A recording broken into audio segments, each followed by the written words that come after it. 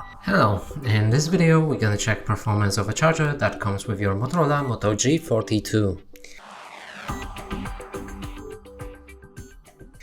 And to do this we'll be using Custom Smart Socket, and it will send the statistics to this device for you to see it. So now let's plug in the charger.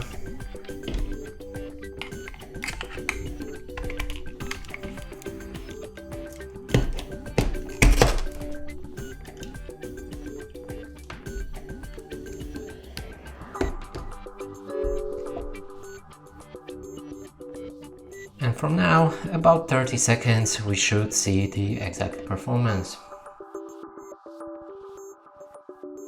Here we have it. Now let's zoom in.